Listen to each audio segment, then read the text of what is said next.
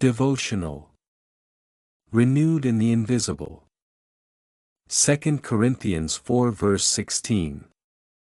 Therefore we do not lose heart, but although this outward man of ours is worn out, the inward man is nevertheless renewed from day to day. Paul writes these words from a reality of constant suffering, but with a perspective that transcends the visible.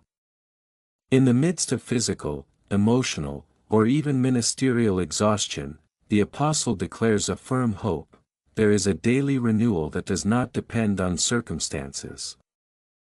This renewal is the work of the Spirit, silent but powerful, and sustains the believer beyond human fatigue.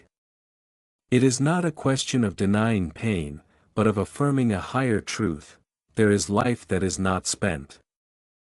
1. Outer wear and tear is part of the process, not a defeat. Our body weakens, our strengths fluctuate, and the burdens of life sometimes seem too heavy. But Pablo is not scandalized by this wear and tear, he assumes it with realism and hope. There is no shame in acknowledging our fragility. The exterior wears out, yes, but that does not mean that the soul surrenders. 2.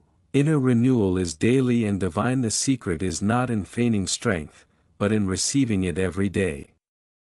This renewal is not emotional or voluntarist, it is a work of the Spirit in the depths of the being.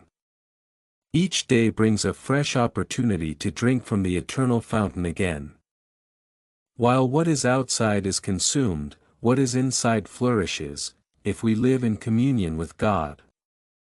3. We do not lose heart because we have an eternal perspective. Faith does not eliminate difficulties, but it changes the way we face them. When we look with eternal eyes, we discover that the wear and tear of the body and the struggles of the soul are not the end of the story. This life is not everything. What God does in us has purpose, eternal weight, future glory. And that's why we don't give up. Practical applications.